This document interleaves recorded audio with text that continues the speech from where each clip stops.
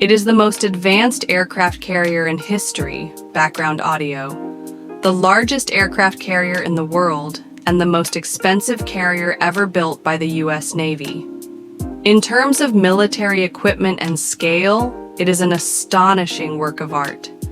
With a construction period spanning years, it represents the pinnacle of naval technology. The total construction cost of the entire carrier reached billions of dollars. This is the USS Gerald R. Ford, the first U.S. carrier equipped with fifth-generation stealth fighters and the lead ship of the Ford-class aircraft carriers. As the 11th aircraft carrier in active service in the U.S. Navy, it undoubtedly becomes the core of America's newest sea-based combat power. The ship incorporates numerous advanced technologies, including integrated electric propulsion and electromagnetic catapult systems, making it a representative force of 21st century naval power. Speaks Chinese. We knew going into this that it was going to be a difficult ship. Today, let's take a look inside the Ford to see what makes this aircraft carrier so advanced. What is life like aboard? Just how massive is the engineering behind building it? In July, at the Norfolk Naval Base in Virginia, people gathered around this billion-dollar supercarrier to witness the full appearance of the USS Gerald R. Ford. It is 333 meters long, 40.8 meters wide, and 83 meters tall, with a standard displacement of 100,160 tons and a full load displacement of 112,000 tons, equivalent to the weight of multiple Statues of Liberty. The entire hull is coated with 760,000 liters of lead gray paint, enough to repaint the White House 350 times. Today, it officially enters naval service. It is the first entirely new aircraft carrier designed by the U.S. Navy in over 40 years. This most advanced warship is built to meet the needs of 21st century naval warfare, carrying more aircraft and weapons than any other ship on Earth. Its flight systems include 4 electromagnetic catapults and an advanced arresting gear system. Its defensive weapons include 2 improved Sea Sparrow missile launchers, 2 rolling airframe missile launchers, and 3 Mk-15 20mm 6-barrel Phalanx CIWS close-in weapon systems installed on both sides and the rear deck.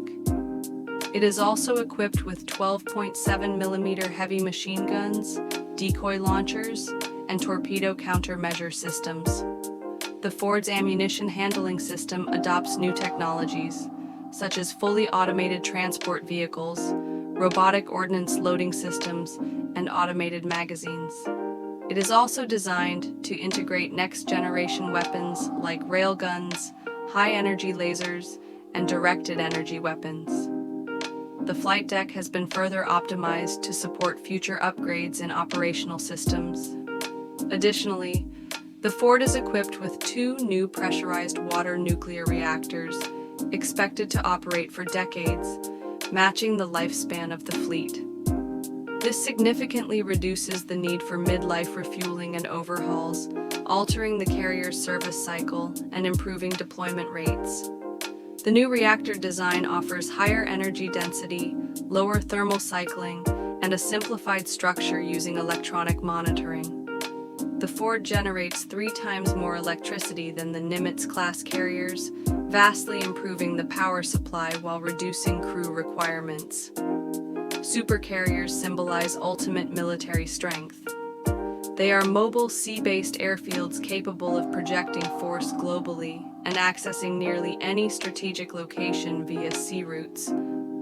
On the vast ocean, the combat power of a carrier strike group is unmatched.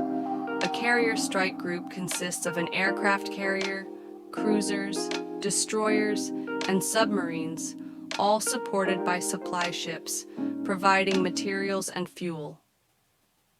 The cruiser, one of the Navy's largest warships, weighs around 10,000 tons, and is equipped with a range of weapons. The destroyers are known for speed and efficiency, often armed with powerful Tomahawk cruise missiles, each costing $500,000 and capable of delivering a 450-kilogram warhead over 2,800 kilometers. On the strike group's perimeter is a nuclear-powered submarine tasked with hunting enemy ships and submarines. It carries Mk-48 heavy torpedoes, each with a 300-kilogram warhead, capable of splitting a ship in two. Supply duties fall on a dedicated replenishment ship responsible for delivering food, fuel, and ammunition. At the center is the aircraft carrier, housing billions of dollars worth of advanced aircraft, especially the cutting-edge F-35C stealth fighters aboard the Ford, with combat radii over 1,000 kilometers.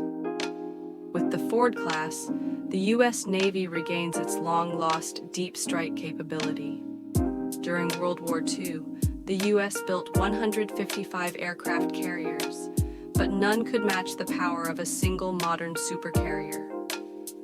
In 1955, the newly designed Forrestal-class carrier became the U.S. Navy's first supercarrier, setting the standard for all future carriers. It was also the first carrier designed to launch nuclear-armed aircraft. The subsequent 4 Kitty Hawk-class carriers followed its design. Then came the nuclear-powered USS Enterprise and the 10 Nimitz-class carriers that extended U.S. air power across the globe. The U.S. is known for having the most aircraft carriers and also for spending the most on them. Maintenance costs are high, not just for machinery and equipment, but also for crew living expenses. Can you believe that one voyage can cost over $100 million just for food? Let's take a look at what life aboard is like. Logistics always come before battle. Rich dishes and delicious desserts are major morale boosters. U.S. carriers typically deploy for 3 months, with food costs alone exceeding $20 million, about 150 million yen. Some doubt this, but publicly available data shows that a Nimitz-class carrier has 90 chefs serving meals to over 5,000 people, like feeding a small town. One voyage requires nearly 10 tons of chicken wings, so everyone can enjoy wing freedom. On the now-retired USS Enterprise, over 180 kilograms of flour and 50 kilograms of sugar were consumed daily. Americans love sweets, so this isn't surprising. Other ingredients are also consumed in bulk: 3 tons of bacon, tens of thousands of potatoes, over a ton of hamburgers, and 2 tons of hot dogs per month. The food quality aboard ranks among the best of all military branches, comparable to a middle-class American household, sometimes even rivaling 5-star hotels. Steak, ham, fried chicken, lobster, and all kinds of fruits and vegetables are available. On good weather days, BBQs and bonfires are held on deck. Reportedly, 70% of male sailors and 45% of female sailors are overweight, with 6% classified as obese. France, known for its culinary precision, brings this spirit to its aircraft carriers. On the Charles de Gaulle, all chefs graduate from the Naval Culinary School in Toulon, with skills rivaling Michelin chefs. French cuisine on board includes cheese, steak, seafood, assorted breads, foie gras, and escargot on holidays. India is also among the earlier foodie aircraft carrier nations. Famous for curry, Indian carrier meals are curry-centric: curry chicken, curry fish, curry lamb. Though not always visually appealing, it's far better than army rations. Clearly, major carrier nations take food seriously. But life aboard isn't all about food. Entertainment and fitness are also part of daily life. Soldiers sing, dance, and even cliff dive from the flight deck into the sea, heart-pounding to watch.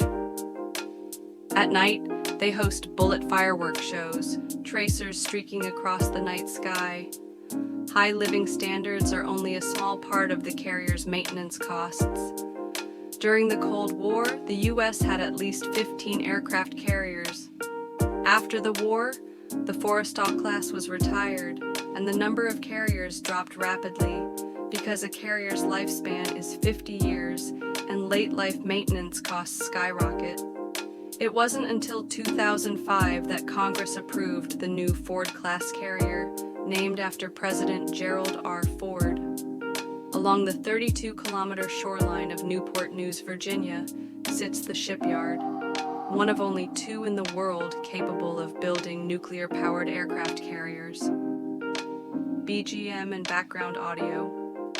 Covering 2.2 million square meters and employing over 20,000 workers, 70% of U.S. naval ships are built here.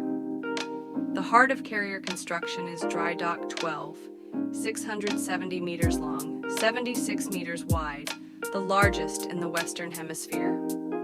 Construction began in November, with the keel laid first. The ship uses 1,800 tons of welded metal, 5,000 kilometers of cabling, and 90,000 pipes. With millions of parts from over 5,000 suppliers across 48 states, steel is the most used material. The shipyard is also home to the world's largest steel processing plant, larger than 10 football fields. To handle the steel needed for the Ford, they built the world's most advanced heavy processing equipment, costing billions of dollars. One machine, a massive press, stamps holes in steel plates for securing aircraft on deck. All components are custom-built for the Ford.